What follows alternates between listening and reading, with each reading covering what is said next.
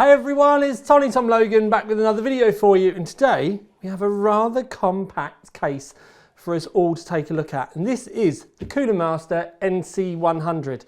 Now you've probably or possibly seen these in some other videos in black, and if you're at CES or you covered some CES or saw some CES content, then you may have seen the white one. I was lucky enough to talk Coolermaster into sending me the white one, which they went to like crazy lengths to get this to me, including going to manually collect it from an airport for me. So big thanks to them for doing that. Obviously I like white kit, but the NC100 isn't your average PC case. It actually holds one of the Intel NUC 9s, it's got the compute unit inside it. And then it also allows you to house a full-size graphics card in there, and it comes with its own SFX power supply as well. So this here is an entire system with an 8-core i9 processor, 16GB of VRAM, and 2 NVMe drives. Oh yeah, and it's got a 2080 Ti inside as well. So there's an awful lot of punch that goes with this system, but is it any good?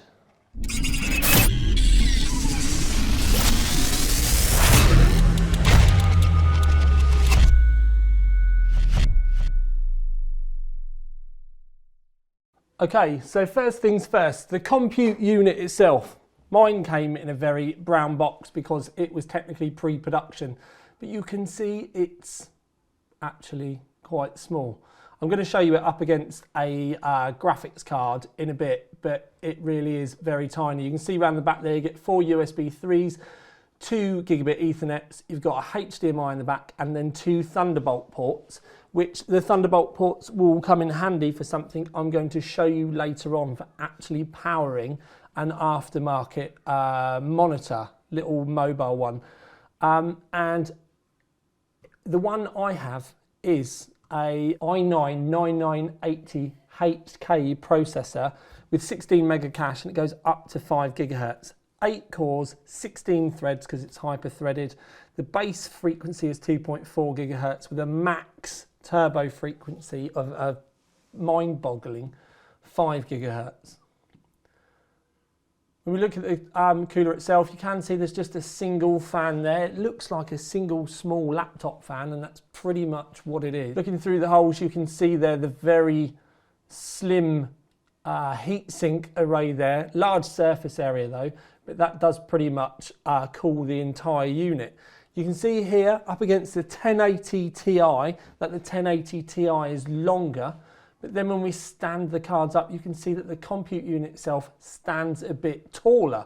So then I thought I would grab a Strix graphics card, and the Strix graphics card, where it stands a bit taller out of the PCI Express slot or the expansion slot at the back, they are actually fairly similar. You can see that the compute unit's probably 2/3 of the length, but it's the same height.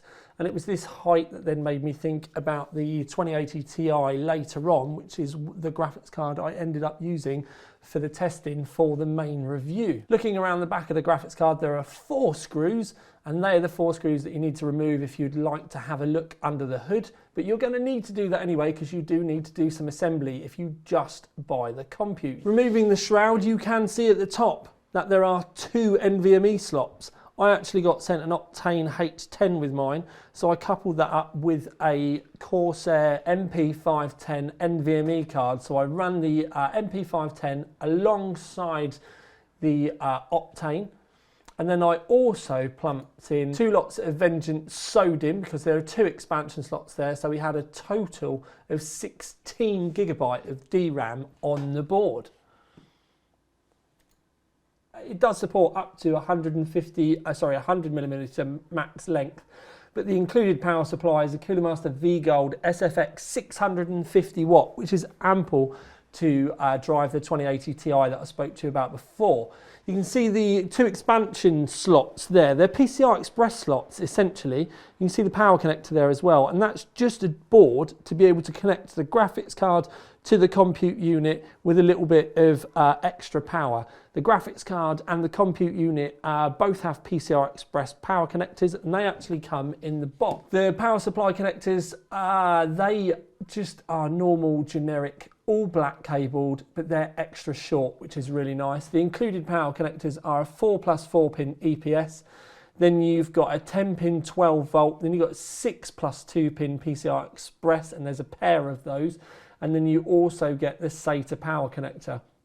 The 10 pin one goes onto the very base daughter board. So that's like your 24 pin on your motherboard. It does come with USB 3.2 Gen 2 as well, and those cables are in there. And it does come with a pair of dust filters.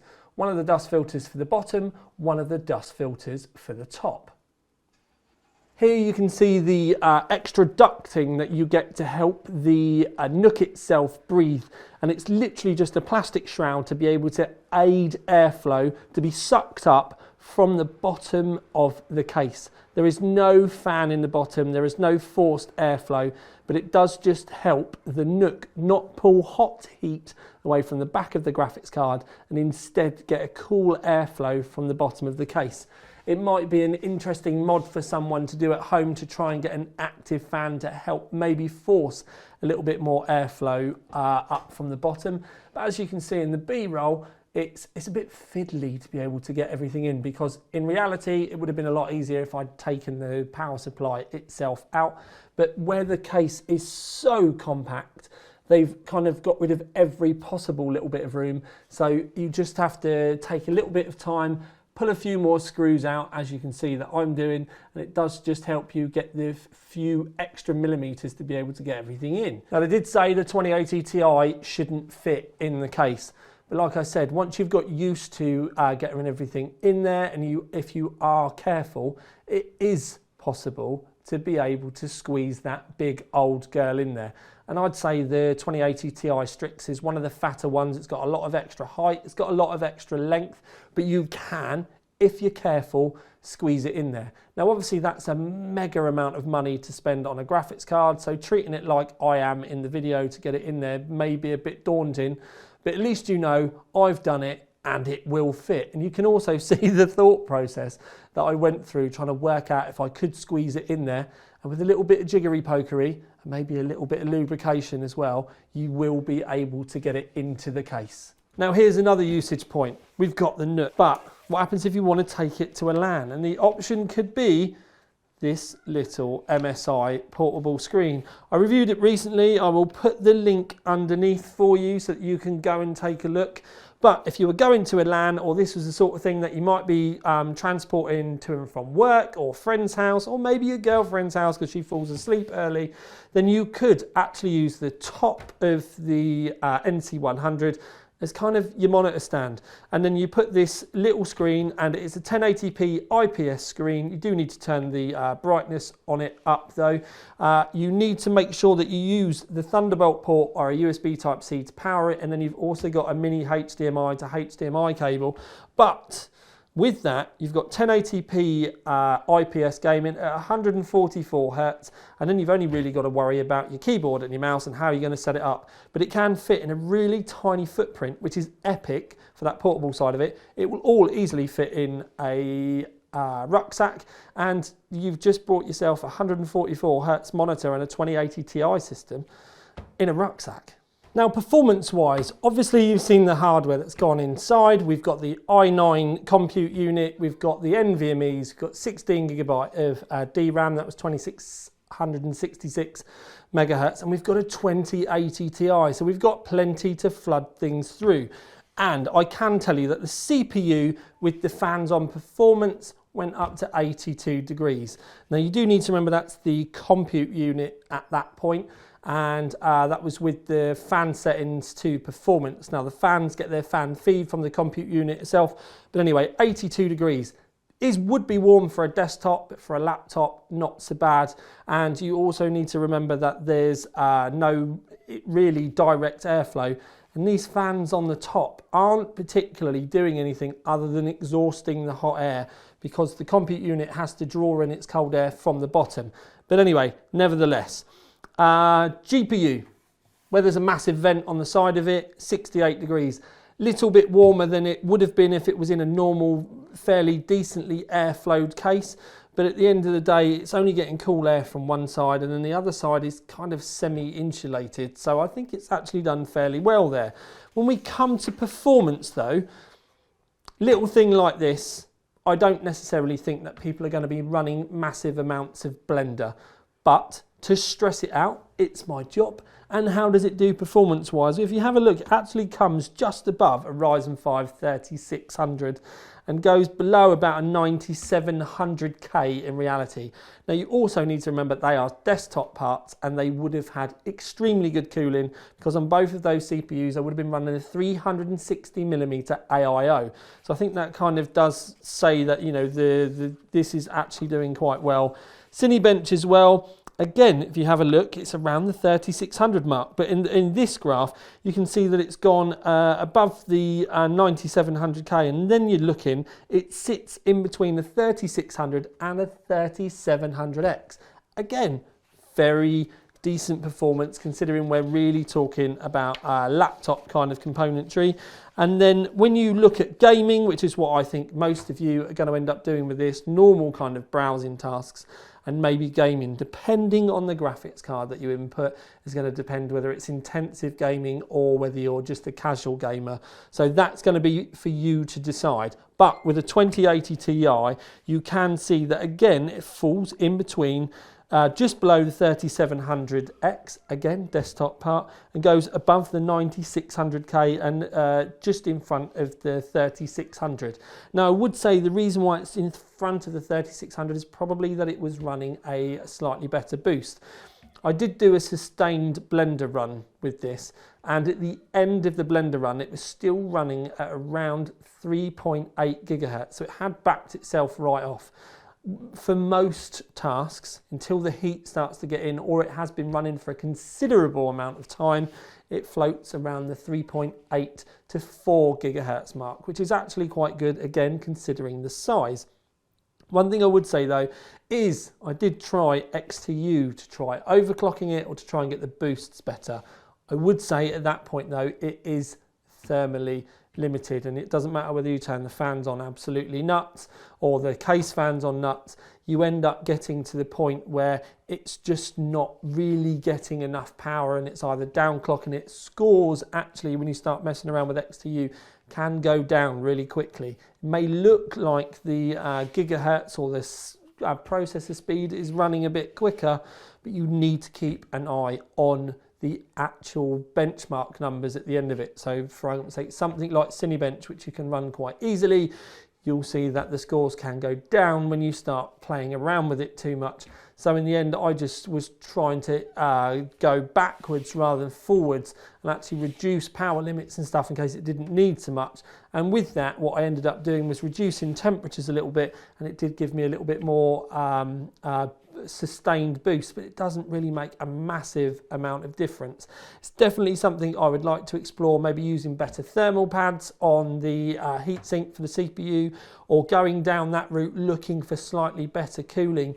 Maybe even looking at the size of it, it's nuts, but maybe having like a little external water cooling box or something like that. But then obviously at that point, if you do that, you're going to be kind of getting away from the portability side of it and the small size of it.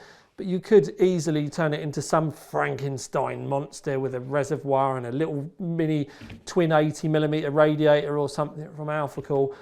The options would be endless depending on what you actually decided that you wanted to do it with yourself. Okay, so I've given you some different kind of usages for it, but I do think that the MSI monitor could be a good choice, although there are other brands available. Asus do one, you can get some generic kind of Chinese versions as well, but the MSI and the Asus, they do 144 Hertz versions for those of you out there that are really into your performance gaming. But But I do think it's a good kind of match if you're going to be moving it around, because obviously monitors could be a problem. And I kind of see this as being like a posh laptop, because effectively it's laptop kind of componentry that they've put in on the compute card. But then you do get the ability to run a full-size graphics card. So the box is actually a bit smaller than some of the aftermarket external GPU holders that I've seen. And you get the external GPU holder and a power supply, and you plug it all in and you can connect it to your laptop.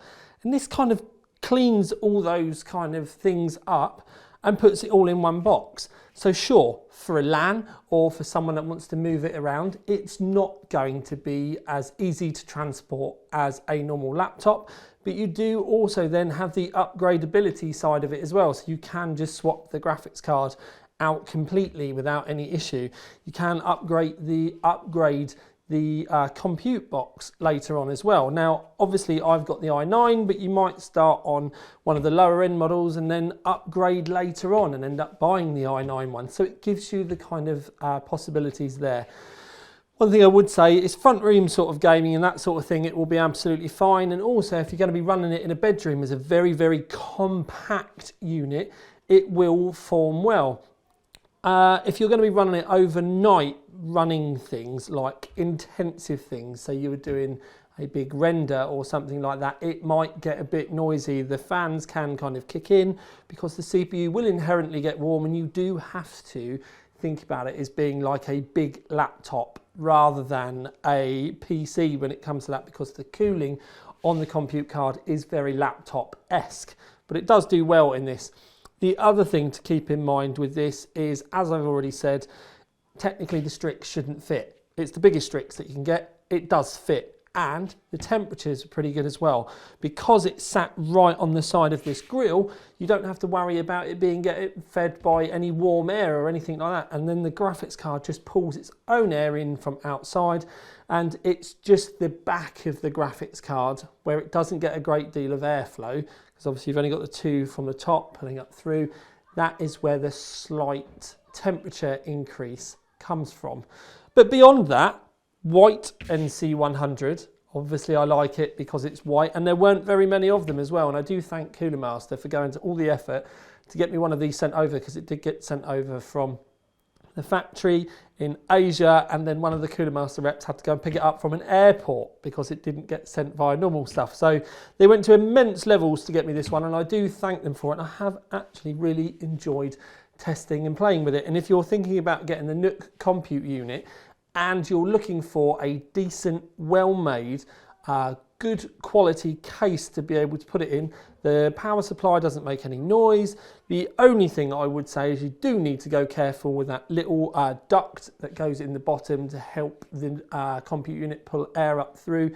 And I have actually suggested to Coolermaster directly that they maybe add a few of those extra in the box, because just because of the way that they're manufactured, they're a bit flimsy. But if they made it any thicker, it would actually make it even more difficult to fit in the bottom. And that little duct is literally my only negative point about it. You do need to keep in mind that you're going to need to spend a little bit of extra time to assemble it, because it is very small, and you can't have very small and very compact without things being a little bit fiddly, because you've just not got the room to get your hands in there.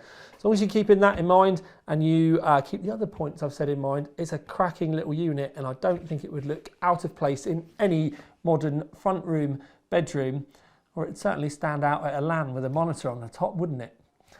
Good job, Coolermaster. I like it a lot.